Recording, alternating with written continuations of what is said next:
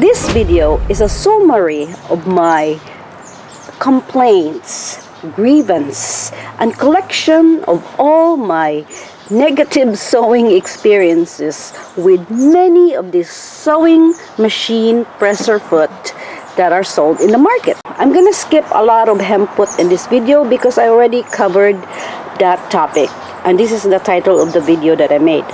So do you really need this many sewing foot? If you're in a hurry, the answer is no, you don't. And I'm qualified to talk about this because they just sit for years. But I do have them because I really like to experiment and test with different fabrics, different machines, and different stitches. So I keep them for my own curiosity. Okay, so let's begin this dive. I'm gonna start with a buttonhole foot, sometimes called a tacking foot. A tacking foot, zero length, and you increase the width, okay? And this buttonhole foot, you use this for buttons. I don't use this because I get really iffy with my, sometimes I get scared that the needle will hit one of these hard surface here. So what I do if I do a buttonhole project is I just do it by my hand. That's all, and I'm comfortable with that. Next is the double wilting foot. This is a really nice presser foot. However, be mindful that whatever cording, wilting, trim that you have, it can only fit the sizes of these grooves here. Sometimes some machines are really strong and good piercing power. It can do a little bit bigger than this, but you're really limited to that groove sizes there, okay? Otherwise it won't touch the needle and it will not sew correctly for you because it's too high. So that's just my complaint about this double wilting foot, but I love this foot.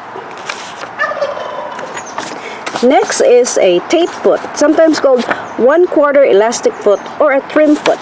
Now a lot of these sewing foot have interchangeable names depending on who's naming them. And there is a groove in the back, okay? My problem with this is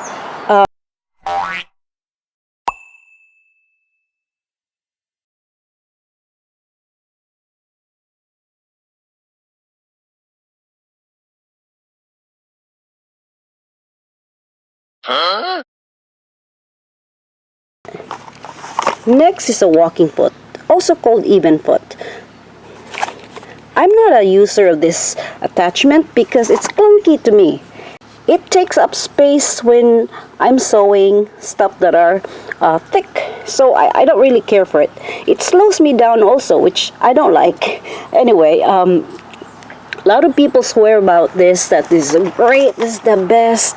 I suggest you research Randy the sewing machine man, and he has some negative reviews about this walking foot. This is not really a real walking foot, according to him. He's a mechanic. Anyway, I have to kind of agree with him for about 30-40%. It's not a real walking foot. It's a 1/4 inch straight foot. I like this foot. In fact, I have one machine and I leave that straight foot there all the time. But I have to be very mindful not to do a zigzag if I forget. Otherwise, I'll break a needle. My only issue with this foot is sometimes if you're sewing hard, stubborn, strong fabrics that has some kind of a strength, I don't know how you call that, it doesn't have a lot of pressure. Regardless if you fix the pressure of your sewing machine, it's still not enough grab on your fabric to feed it smoothly. So what happens is it sometimes wavers. The fabric underneath will tend to move a little bit because it doesn't have enough strength to press down on your fabric. Next is a couching or a braiding foot. Braiding is when you actually braid the actual trim that you're using. I just happen to have this because I bought this thinking I would have a completely different experience, but no. So let me show you my example of this particular foot. Okay, so here is the stitch that I made using a zigzag all-purpose foot in one of my machines, and I moved to a different machine and I put this foot on. I didn't fix the tension, but it's not much different. It's still a zigzag. At the end of the day, it is a zigzag foot. It just have a groove on the back to accommodate the size of the trim. And remember, you cannot use a trim that's bigger than the groove here because it will protrude and it will not stitch even. So that's my complaint about this, is why bother with this when you can use it with your regular sewing machine foot. Here I have ruffler foot. Now what's the difference between a gathering foot and a ruffler foot? A gathering foot has limited functionality, and a ruffler foot can tackle different pleats, different fabric textures, and you have more flexibility with your style. So as you can see, I happen to have 4 of this. And if you may be wondering, some of these ruffle foot have that groove feature. What that actually means is you can manipulate the pleating with options to change up your pleating. Well, this one is kind of stuck with one design maybe, or depending on how you set the length and the width of your pleats. So that's the difference. Do I use this? Well, occasionally. My biggest issue with this ruffler foot is even if it says Janome, Singer, Baby Lock, they're not all the same. And if you buy something that says all-purpose, fits all machines, blah blah blah, good luck, because they're very different once you put and attach this on your sewing machine, and you're gonna snap a needle if you force it. So it's really iffy. The best way to buy these is just consult with your sewing machine dealers. Okay? Next is a blind hem foot, or some people call it stitch in the ditch.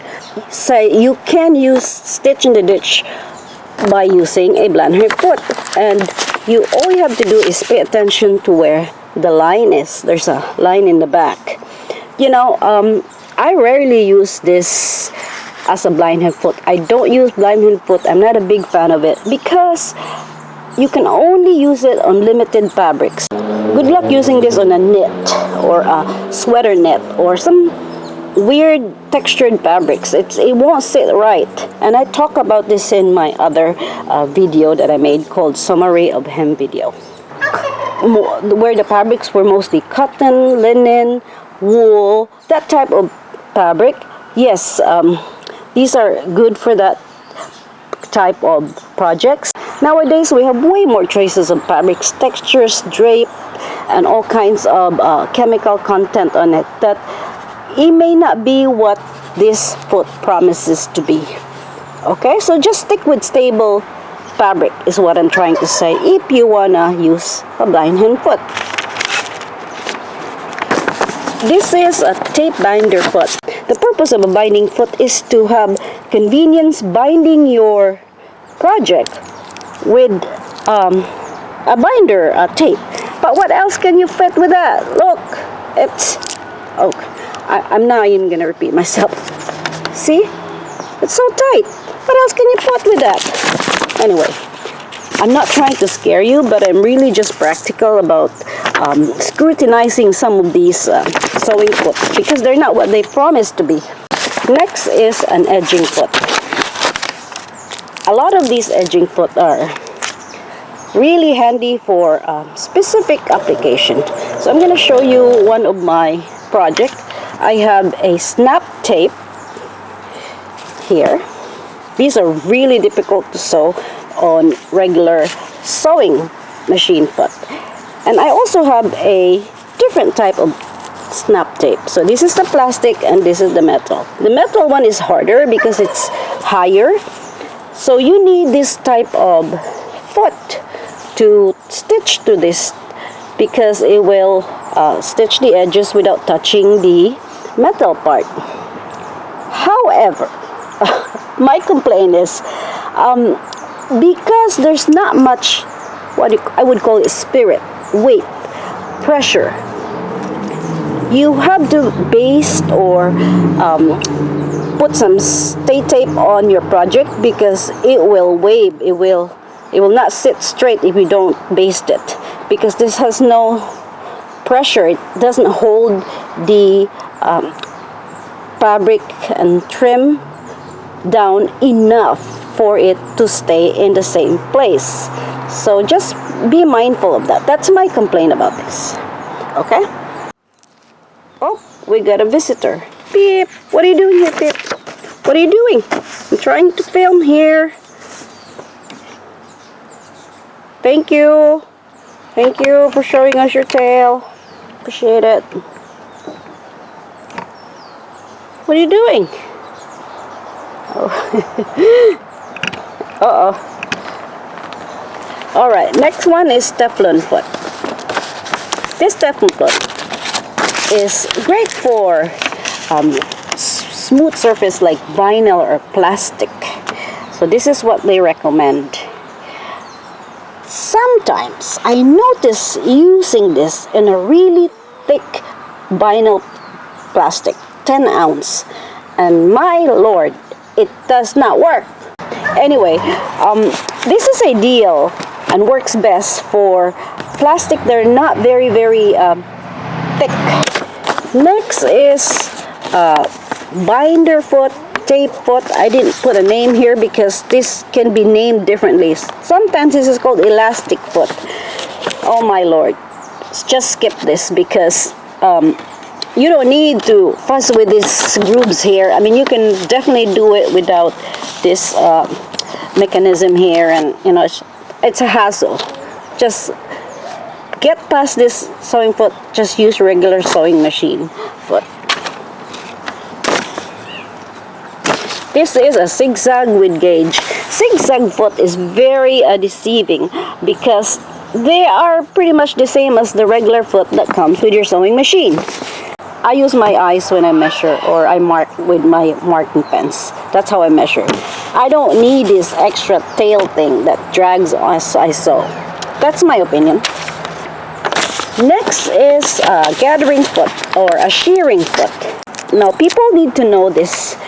Works best on medium weight fabrics. Very thick fabrics, not so much. Okay, that's the missing information out there, and I've seen so many videos about this, and they look perfect, nice, wonderful, happy ending stories about this, but the missing information is it's just ideal for fabrics that not very thick. And also, if you're gonna do a double layer fabric, like the top is sheared and the bottom is the support fabric, just be mindful of what you can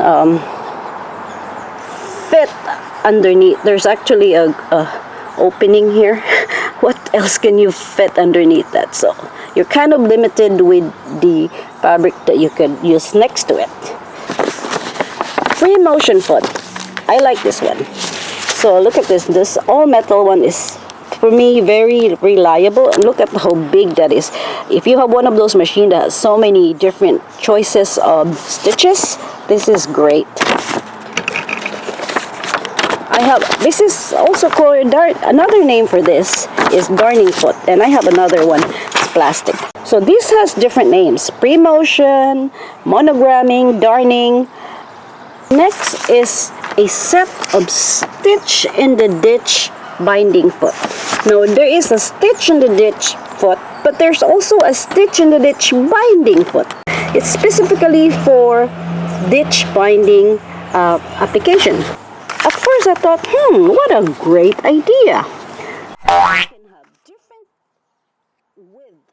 When I tried to put this in my sewing machine, I barely have enough space underneath, and that's the point of the binding. You're sewing layers of fabric. Oh my lord, it's so useless. This has been discontinued for a reason. Look, I have 1, 2, 3, 4 of these, and these are the other accessories that you need. Anyway, terrible product. It died for a reason. I'm just going to show you that those things exist. Joining foot, sometimes called fringe foots, and there's some application to this that's specific. You know what? My opinion is just buy a trim that you like. Try not to do some fringing on your thread because it's a hassle. Anyway, joining foot to me is a weak stitch because you go back and forth like that, and you're touching a little bit of the fabric or trim to the left and to the right. So what happens is it's not a strong stitch. I don't care for it. Unless you're never going to wash it, or unless your project you just hang on the wall and leave it there forever. But if it's something that you wash all the time, forget it. Next is a foot called cord piping foot, sometimes called pearl foot or a beading foot. So the names can be interchanged. Sorry, I dropped it. Let me get it. So the groove here is what separates this from the other sewing foot sold out there. Now, there is one thing that you need to pay attention to. The width of the groove here. Pay attention to the beading or pearls trims. If it doesn't sit correctly on this groove, it will not balance the stitch. It's kind of weird. You gotta really experience what I'm talking about. Now, this is my least favorite foot of all time. What a racket. I'm talking about a parallel foot. I am telling you, what a great idea at first. Wow, you can have the best perfect line. Oh my lord, I was not prepared for how horrible this product is, because as you sew, it will drag on and create friction on your fabric. So you're dragging this thing. Anyway, no thank you. I'd rather use my disappearing ink pen, marker, whatever, to get my line straight. I don't care for it. Next is this one. Can you guess what this is? That's right, this is your all-purpose foot. This is the foot that comes with your sewing machine. Standard all-purpose foot that can handle many jobs. Okay, this is another edging, zipper, and piping foot. I call it like that, but the difference is you can actually adjust it. But here's my problem with this foot. There are machines out there, and I have a lot of machines. I put this in one of my machines, and it will not sit right. Some of the machines that sold out there, it will not sit right. And especially if you have a project like you want the edges for a snap foot. Oh my lord, some machines do not have enough stitch option to regulate the movement of this foot. This is something that you will find out once you start using this particular product. It's a great product. My other complaint is, look at this, another no spirit type of presser foot, and great for lightweight projects. But heavy fabrics, you need strength to push the fabric so it sews evenly. That's just my opinion on this. Next is the buttonhole foot. I have more than this again in some of my machines and separate compartments. So I don't use this. I used to use this, but I just make my own using markers. I get a piece of paper, I mark it, because if you use all these, you still need to mark it anyway, so why double the job? So I'm just gonna show you the difference here. This is just very simple. This is very simple, and I'll tell you, if you use this on a very small button, it will just slide down. If you use a really thick wide button, it will not fit. Anything that will fit in this section here, you could use. And this one has a stopper, and the stopper is regulated by the button that you are using. If you see this type of buttonhole foot that has that extra function here. Also, if you notice, see that protrusion there? That's actually to, if you want to do a buttonhole that has texture, you can sew thread on the button and you drag it, and this part of the mechanism is in the back to pull it down. Alright, next one is an open toe foot. I love this foot. And if you have one of those machines that have so many decorative stitches, go for it. And you see that clear one because you can really see your work. My other issue is if you have a project that is strong and thick and has its own force, for a lack of a better word, this presser does not have a lot of grip, and you gotta be mindful for that if you want straight stitches. This is a good foot. I really like this foot. Now, this is actually ideal for back zippers or center zippers for clothing and garment, and there's a reason for that. See, all you have to do is not have to remove your project. All you have to do is transfer. There's 2 slots here for a snap foot location. I love this one. Next is a 3-inch. I would call this a knit foot, but there's another name to this. And I specifically named this as a knit foot, and the reason for that is underneath there's a receptacle where your needle comes down. There's a hole, all right, and the hole normally is a strip like that. So if you have a super stretchy fabric, you use this foot so that it doesn't pucker or eats up the fabric. So this is specific for that use if you want to be really nitty-gritty with your stitches. If I have a super stretchy, difficult knit, I skip the sewing machine altogether and use my cover stitch and serger. Next is a roller foot. Screw this part here, and this one you just snap. I like this one. Ideally, I would suggest this on a velvet fabric that has pile or fabric file or height. People recommend this as an alternative to a walking foot, and I have to agree. This can be a walking foot, and my only complaint about this too is it's a lightweight again. You need to have, I repeat myself like a broken record, enough grip on your fabric so you can stitch straight. But if you hold down your project too with your hand, you can probably remedy that. This is a flower foot. I say just skip this, okay? It's a hassle. It's cumbersome to use, it drags, it's heavy. It's most likely a quarter of a pound. It's heavy. This dragging thing on your sewing machine. Anyway, it's called an embroidery machine if you want something fancy. Just skip this. And you can Google this particular product. I bought this because I was curious. That's the only reason. I don't care for it. Next is another straight foot, but do you notice that's a little thicker on the sides? Because that's a 1/2 inch straight foot. Okay, there's a 1/4 inch straight foot, and there's also a 1/2 inch straight foot. If you need it, no, maybe. If you're doing a project that's very, very specific. And notice the hole too. That you could use as an alternative to sewing a super stretchy fabric.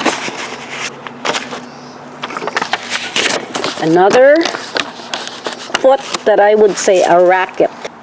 This one I have to tell you, I have sewn so many knit projects. I have so many sewing machines. I have a lot of overlockers, and I can never pinpoint how effective this foot is. They say it's effective. I'd say 20%, 30%, max 40%. No, I really question the effectivity of this foot, and a lot of people swear by it. But can you really tell and quantify the result? It's very, very subjective to the kind of fabric that you're using. Anyway, moving on, back to the stitch in the ditch. That looks slightly different. It comes slightly different brands, different manufacturers.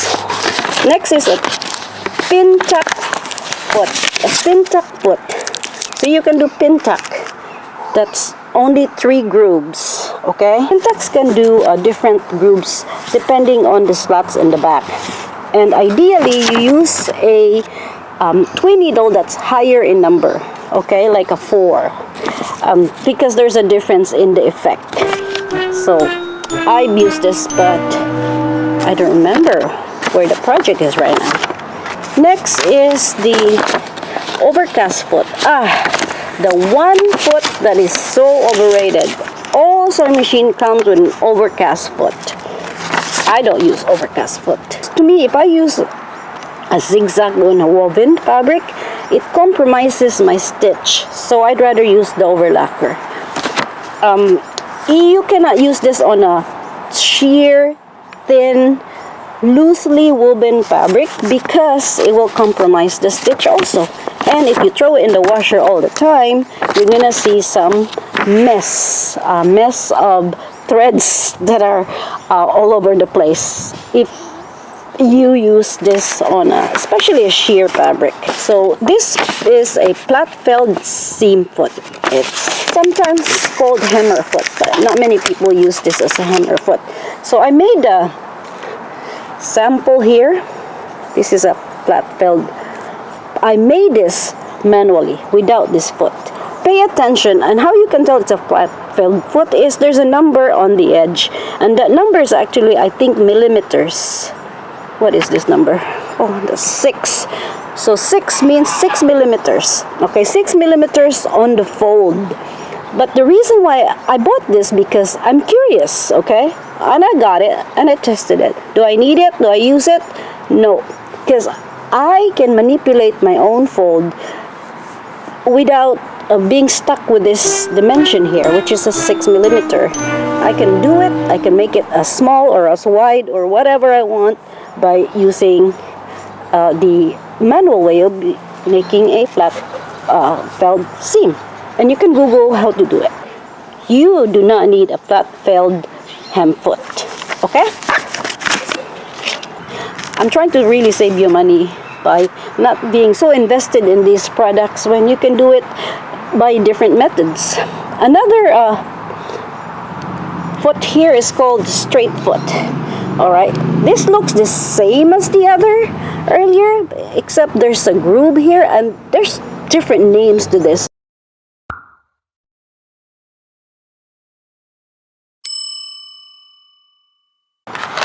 Next is the invisible foot. Okay, so when you buy so you're shopping for invisible foot, okay, for your invisible zipper, and you get this set.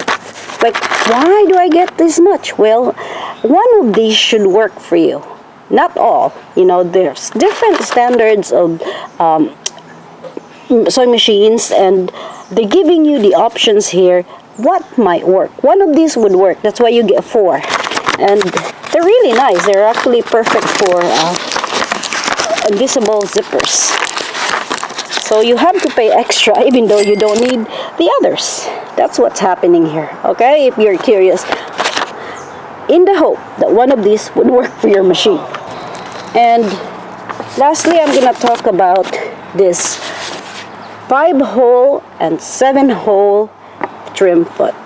Oh my God. The one time I did this, never again.